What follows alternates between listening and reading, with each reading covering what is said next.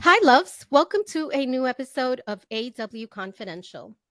Many of us have struggled or are currently battling feelings of not belonging and or worthiness. We may be suffering in silence or not even realize it's happening. But our choices leave a trail. They tell a story about what we believe about ourselves. Priti Tanna, Tanna Priti is Tanna, the yep, author. perfect. Thank you. Is the author of I Married a Coconut: Stories of an Indian Girl Growing Up in America. She is with us today to help me explore this personal topic and share a bit about her own journey to self love and worth. Hello, Priti. How are you? Hello, Yvette. Good. How are you doing today on this fine Friday? Ah, thank God it's Friday. Mm. I'm a little tired because I have to tell you, I stayed up until 2:30 in the morning finishing your book. Oh, wow. That's amazing. It is one of the most personal and vulnerable reads I have had in a long time. And I mentioned this before we hopped on, but Mm. it felt like you opened your heart and you gave it to us as a gift. Mm. So thank you for that. And Thank you. congratulations, because that's a gift. Thank That's a you. gift. Thank you. Thank you so much. Now, I collect quotes. I love Mhm. quotes. And I noticed that you started the book with a really powerful quote. Mm. And I can't recall off the top of my head, but I'm sure you'll know who it is. Imperfection inspires invention, imagination, creativity. It stimulates. It's an amazing quote, and there's so much to Mhm. explore about the quote.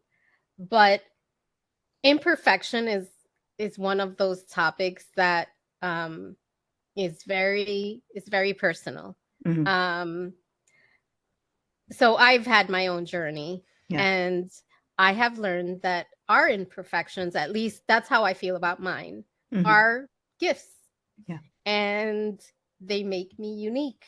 Mhm. I used to try and hide them, Mhm. but that's no longer the case. I think accepting all parts of ourselves is extremely difficult, and it Mhm. is a process. Yeah. And, during a time when we are bombarded by images of perfection and Mhm. pressured to meet expectations set by loved ones and society, Mm. it's it's almost a struggle because, you know, we see, social media and print, and we look at perfection, Mhm. and I wonder, you've been through this entire journey, and we'll get into it a little bit, but can you honestly say that you are in a place of true acceptance? And how do you, and if you do, how do Mhm. you show up authentically in your everyday life?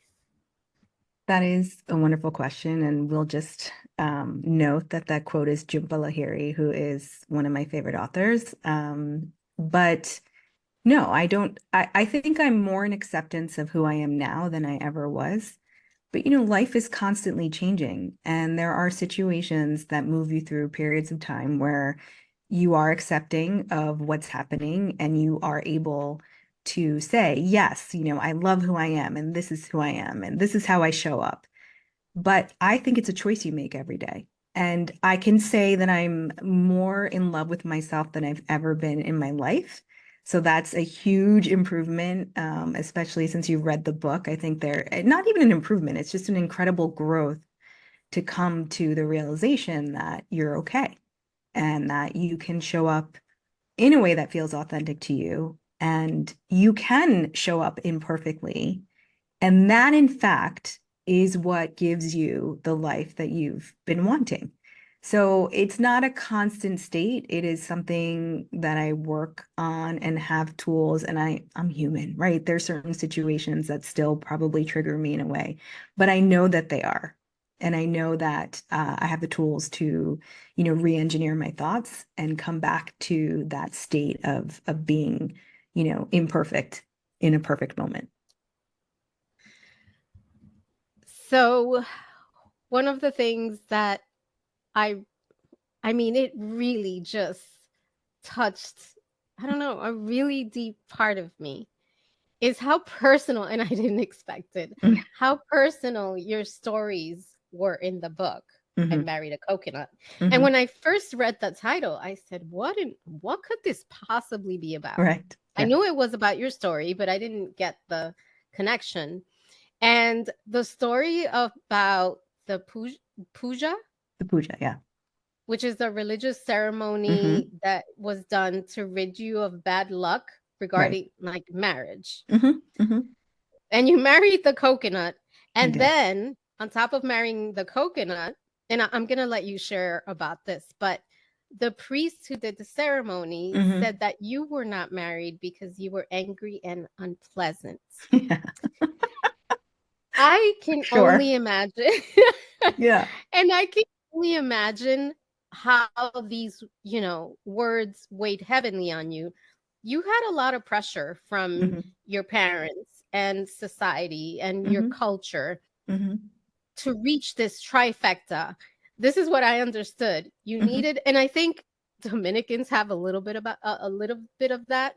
Yeah, there's very Um, few cultures that don't, I think. so you had to have a good education, a Mm-hmm. good husband, children, Mm-hmm. all by the and I'm not being exact, but all by the age of 28. Yeah. 28 might have been pushing the timeline a little, but yes, definitely.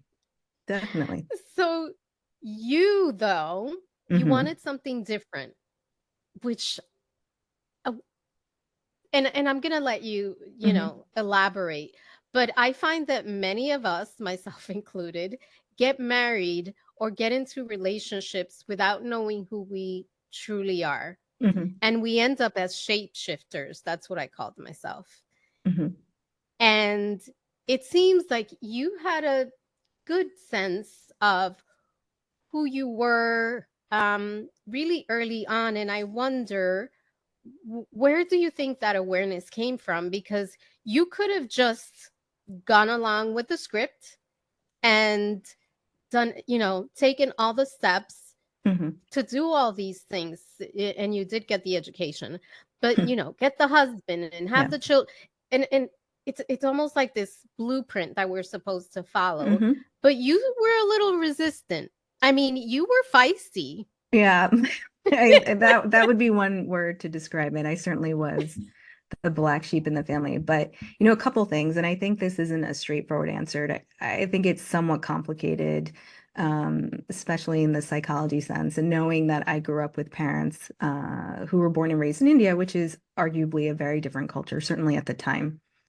One thing to note though, when that priest, I didn't actually marry the coconut that day. That was, I don't know what that was. That was, I believe, I call it the engagement now, but I ended up marrying the coconut much later, probably around 15, 20 years later, just as a last ditch effort to, appease my parents. So that was an actual wedding where I had the coconut sitting next to me and the priest was What? there. Yeah. So, looking back on the story, I understand because that's the introductory chapter.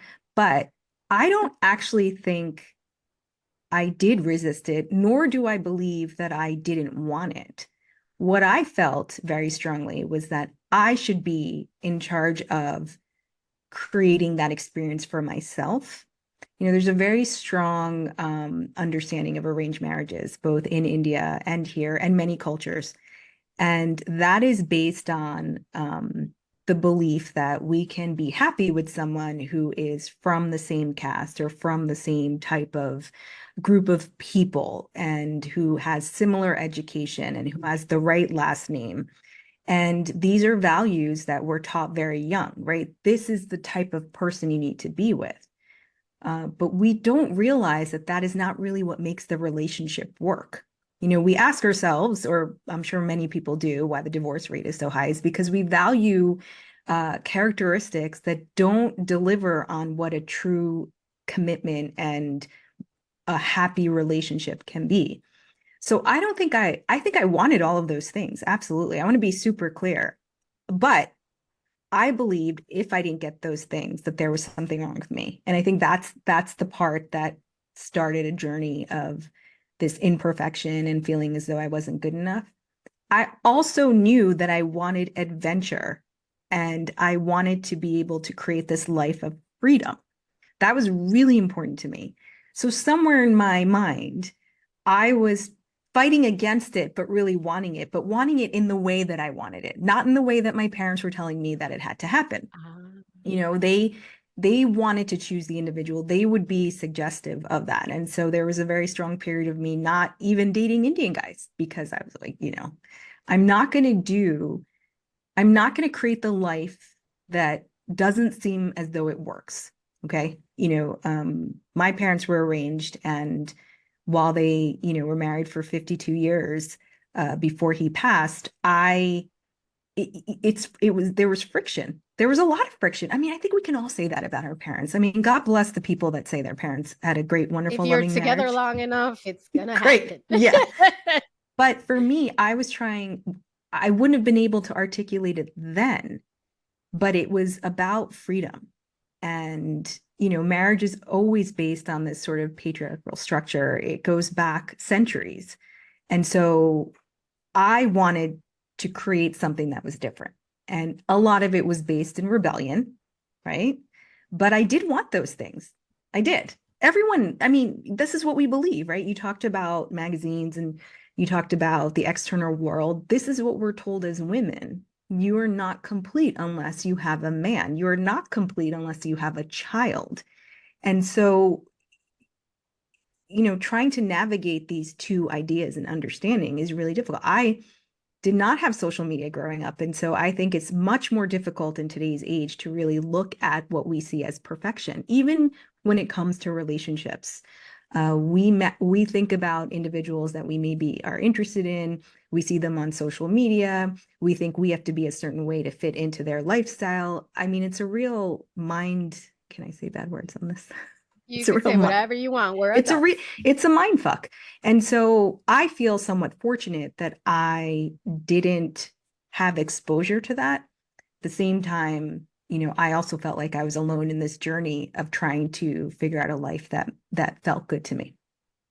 Yeah. So and I think you did touch up on this, but how do you feel that those experiences, you know, with your culture, with Mhm. the coconut, how do you feel they impact your self-worth? Yeah, I mean, I think it's super clear in my writing, but yet not something I've talked about openly, even with close friends. But there was, you know, my self-worth wasn't great. You know, I think I suffered through and went through a period of, again, so your self-worth, you know, just in the word itself, it's feeling worthy of who you are, but you can't get that externally, you know, and that was the part I Good missed point. when I was younger, right? I love that. It's called self-worth for a reason, not only because it's worthy of yourself, but because it comes from within. And so when, you know, this was not a concept that I understood because society and my culture and everyone else around me was saying that in order to have that worthiness, you needed to do these few things. So that's sort of, it was, you know, it was very cyclical. And really, I don't know anyone of my Indian girlfriends that didn't get married. Right. So it wasn't as if I was, you know, or my college friends. I mean, they all did. So I did feel a little bit like, wait, what's wrong with me? You know, Oh, like what's been there. happening? I've been there. I've been there. I Right. mean, I think a lot of us have. Of So, course. and this is why I felt that your book was so, that I connected so much with it, because Mm, a lot of the feelings that you had, I could relate to them, and I think a lot of us could relate to yeah. them. And I actually want to fast forward. There's so much in the book, but there was something that really struck me, Okay. because I think there is a little bit of me that's right now. I'm going through some stuff. Yeah. Aren't we all? But I want to fast forward. You are in Philadelphia. Hmm. in this part of the book, and Hmm. this just shook me to the core. Right. You were living your adult life, you had a Hmm. job, you know, you had friends, you Hmm. had a full life in Philadelphia. And there's a part in the book when you're in Philadelphia that you said you hate your job, you hated your job. You even hated the friends you've made in the city.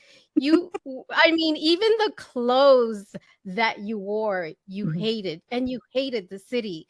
And Hmm. I think that, you know, it's that rut. I Hmm. know I have been there. I think a little bit of me is in there right now. Hmm. Um, and there are millions of people feeling this way right now. I mean, we have people moving to other countries. We have people moving to, you know, Right. for various reasons, Hmm. but there is this sense of unhappiness. So, Yeah.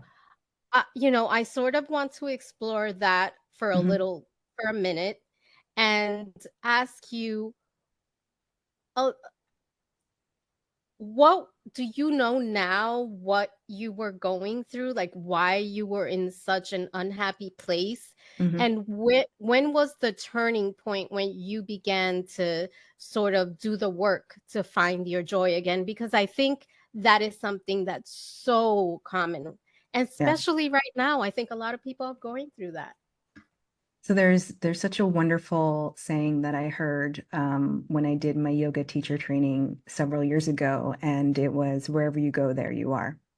And Mhm. so this concept, right? So look, I think that it's always around the same thing. I think I grew up in pockets of happiness. I think my parents did the best they could. I'm very sensitive, I'm very much an empath. And so what may have bothered, or not bothered siblings definitely had an impact on me.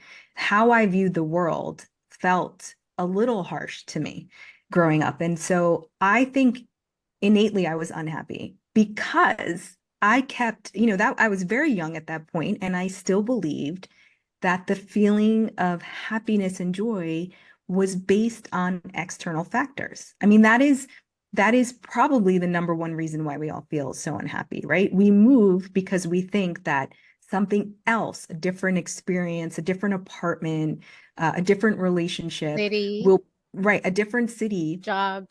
Right. And those, listen, I think part of life is knowing when it is time to move on. But the real gift is when you understand that unless you can work on those feelings internally and really get down to why you feel that way, you may be distracted for a couple of minutes. I mean, the new city will feel great because you're in a state of presence and you're trying to figure out where you get your groceries and you're meeting new people and it's very exciting and it's a new life, but ultimately you will settle back into who you are and you will be there thinking, okay, why don't I feel any different? because because it's not about those things, right? When you can operate from a space of knowing who you are and making decisions based on, factors that don't contemplate your inner being, then you become a little more fluid. That doesn't mean you won't move and you won't go to different cities, but you absolutely know that those things are not responsible for your happiness. And this sort of journey started probably Philly. I would say probably 6 or 7 years after that. And it was really at the onset of understanding that my body wasn't functioning in the way that it should. Um, so it was actually the physicality of what was happening to me where I went to say, this, I'm going to fix this. This thing, this diagnosis of endometriosis, I'm going to fix. This potential path of infertility, I can fix this. And this led me to, deepening my yoga practice and teacher training and, investigating the physicality of how to make myself feel better. But every single book that I read, whether it was based on, the foods you should eat, or whether it was based on certain, uh, herbs or medication or whatever it was that people were saying would kind of fix your physical body, not one piece of literature didn't mention the impact of mind and spirit. So at the same Mm, time that I'm trying to fix my body. Part of that was becoming a yoga teacher, and wherever I could find moments of peace, and yoga became a big part of that, I would explore further. But when I came to the realization that one of these things, your body, that they were connected, that your mind, body, and spirit were connected in such a way that your thoughts and the way you feel about yourself and the world could impact your physical body, that is when I took a step back and said, maybe this isn't just about what my body's doing. This is what I'm feeling. These are my thoughts. This is way bigger than I thought it would be. And that's when my healing journey started. Like, that's when I really said, oh, wait, there are people out there that have figured this out and they fully understand the mind body connection. And my job isn't to fix anything. My job is to know when and how those things can connect and feel good to me. So that's what I would say. And it's not, nothing's going to make you feel better until you have that sort of journey of, how do I create it from who I am? And that took me, that was a decade of wonderful learnings and, travel that I talk about in terms of how that inspired me, of lectures and programs and, self-proclaimed gurus, books after books. And through that journey is when I really tapped into, the power of manifestation. And I mean, we could spend an entirely I other know. podcast on Well, that. okay, I'm gonna sneak in. I'm gonna Okay. sneak in this question though, because you mentioned travel. Mm, So my mom passed away yeah. February of 2022, and one of the first things I did was I remembered she always said, "I'm gonna go here, I'm gonna go there." She never went anywhere. Mm, And I took a trip to Italy. mhm, I took a trip to Paris with my daughter, and then I took this beautiful trip to Punta de Mita, Mexico. mm, And I feel those were life-changing trips. right. And now I feel, of course, like I need more of that, whatever Mhm, that was, because it did something for me. And I'm mhm. wondering, all that traveling that you did, and I loved it because the book, you describe your experiences and the people that you met.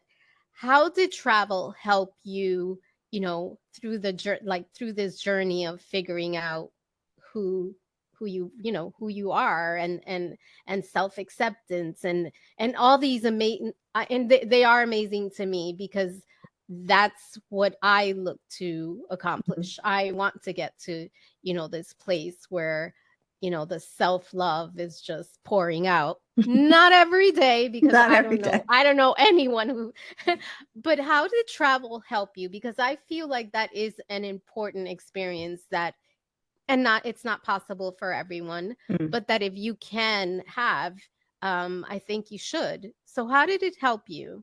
I think it helped in two ways. So not everyone finds joy in traveling, to be honest, right? It was one of the things that I found joy in, like new places, new languages, new New cultures, people. anything that sort of made me think outside of what my everyday thinking was. And yes, of course, it's a little bit of an escape from your everyday life, but it gives you perspective.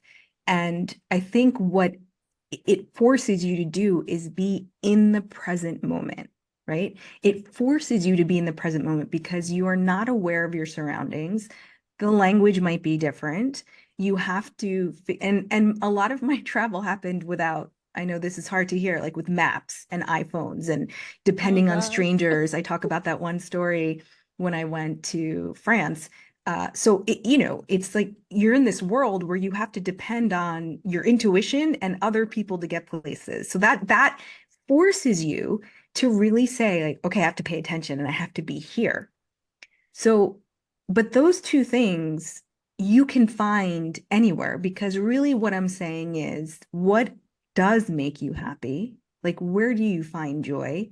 And the second thing I'm saying is, you have to at certain points of the day get into the present moment. There is nothing more powerful than being present and grateful for this particular moment that you have. A lot of people will find that through meditation. Meditation isn't necessarily sitting quietly. That is the most popular way, in a way that people can find it. But you'll hear people that are runners say they get into a state of meditative, which is staying right where you are. So to me, it helped. Travel was my thing. That was my drug. But Okay. really, if you take a step back, it was joy and presence. And those things you can find anywhere, as In long as you, nature. right. And so we think, it doesn't have to be travel. It doesn't have to be something so grand. But for me, it also gave me this little pep of excitement. So I would always come back, re-energized and recharged. I think that's what vacations are meant for anyway. But finding the joy and being in the present moment will give you the same benefit that you would get from traveling, in my opinion. And, we learned that the easy way or the hard way through COVID, right? Mm, When if you're true. you have to, if you it's not accessible to you, you have to Oh, figure out how to get that feeling anyway. yeah, we had to sit still for I don't know, a year, 2 years? I can't even remember Forever. anymore. It's like a Forever. bleep. Yeah. And this was something, that was joyful for you, and it Hmm. was it was a beautiful time, but and I think I have to mention it. Hmm. You've had many difficult moments in your Hmm. life, and thank you for sharing such personal stories. Hmm. You've had heartbreak, you talk Yeah. about your endometriosis, you talk Hmm. about infertility, Hmm. cultural pressures, Hmm. disappointments, and loss. Yeah. Oh, God, sorry. It's a lot. And Hmm. like I said, you wrote it in such a beautiful and vulnerable way. Um, you went through a lot, Hmm. and you've been able to let go of false beliefs and some of that pain to evolve into the Hmm. woman you are today, which is Hmm. absolutely amazing. I don't know you very long, but I feel that you're amazing, Oh. and you've been willing and sort of you've shown up for yourself Hmm. to do the work to help you heal. Hmm. And I'm on that journey, Right. and I'm I have to ask, and Hmm. I know it's a process, Hmm. but how did you turn it around? Because it's a lot. I think the most important thing, though, you have to want to. You, the consistency of my life has always been hope. That the idea of the life that I dreamt about and wanted was there somewhere. Because I just didn't understand how to get there. And it's not, I mean, I want to be super clear. I'm not sitting on a mountaintop in perfect peace and, with the love of my life and billions of dollars, right? Whatever that, I think that's like the general Whatever that, theme yeah, of that happiness. nirvana is, I don't know. But you have to want it. You have to say that I want to live more than I don't want to live. I want to live and experience joy more than I want to be a victim and experience uh, heartache or grief. Or now, these things are necessities, right? These things are all part of life. So there's never a moment where I'll say you won't experience, but the contrast from joy is what gets you back to joy. I mean, the easier way to say it is, what is that very, oh my gosh, I don't know why it's escaping me, but you can't see the skies without the darkness or anything along the Mm, lines of, life is cyclical. But when you're in the darkness, we have to go through it. You just have to want to get out of it. And that doesn't mean in any specific time. It just means that your desire to live a life that brings you happiness, that allows you to experience new places and new people, that, allows you to connect with other individuals, that allows you to write a book or whatever it is that you are creatively birthing in the world, you have to want it, right? We know people that have sat in that space for many, many years. I'll be perfectly honest, I think, and this is something my sister taught me, I used to say to my sister, why are you not as upset as I am, when we're going through this grief journey?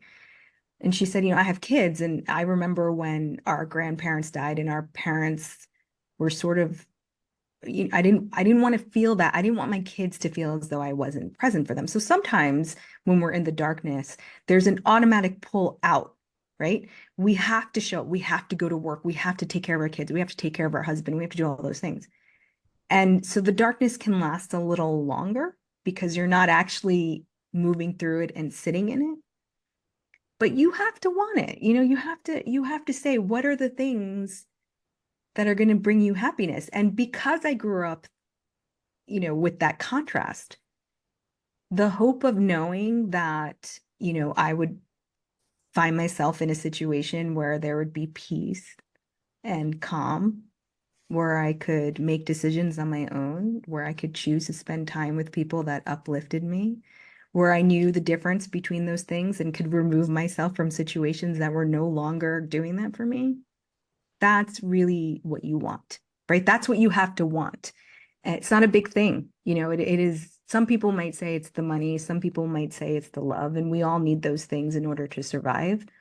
But the real MVP of this all is that inner knowing and inner peace that I'm okay, we're going to be okay.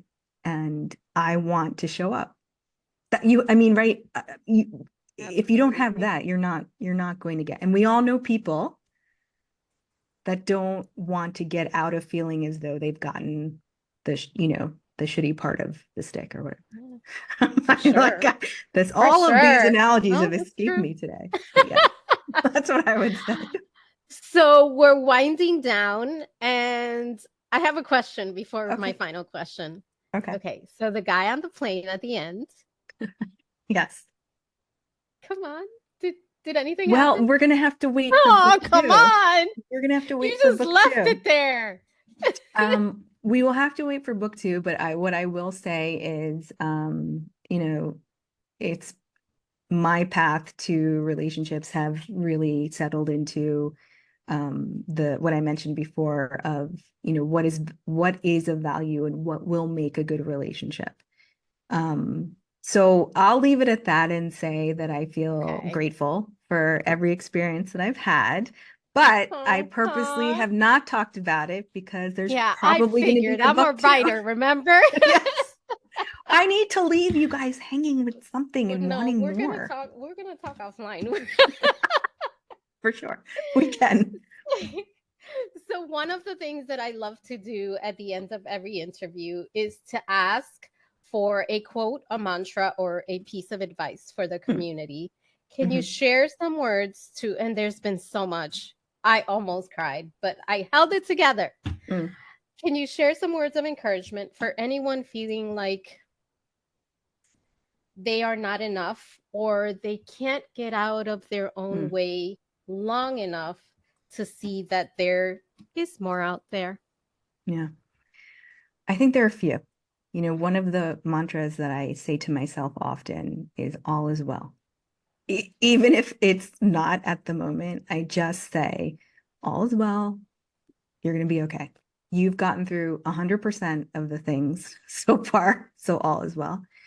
And I would also, the other two, which are things that I also tell people or remind myself, is like the magic cannot leave when it's you.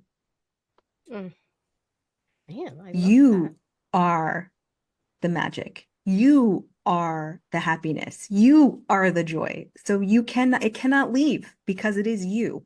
And that is, very similar to saying, I can't find it externally. It cannot leave. It's you. And that married with the best is yet to come because it is. Like, think I about love it. that. You have no idea what is going to happen. You have no idea the people that are going to love you. You have no idea the experiences you're going to have. So, the magic cannot leave when it's you, and the best is yet to come. And Thank you. look, sayings are not, it's not They're those, mantra. Well, they're no, mantras, I right? But I know a lot, absolutely, and there is value in the words. I mean, I have post-its all over my mirror. I but believe those, words are powerful. the people that, you have to say these words to yourself, but often when you're in that state, nothing feels as though it's going to help you move through it. And that's when I absolutely say, don't be alone during those times. Don't, you can feel those things, but connect with people, hang out with your friends. We are living in an age where we can connect with anyone in the world at any given time. So use that to your benefit to help, people will help you through it. Thank you so much. I can't Thank imagine you. a better way to end our episode. It was emotional, but it was Mm, uplifting. So thank yes. you. Thank And you. can you Yeah. no, and before I forget, I don't want to forget, can you please share with our listeners how they can find you, the book? Yes. It's a great read. I Married a Coconut can be found anywhere you buy books in the world. Mostly online is the easiest way to get it. So bookshop.org is my preference, but it's at Barnes and Noble, it's at Amazon. You can find me on Instagram at Here is Preeti. Uh, and yeah, that's I think it. Thank you, thank you, thank you so much. You're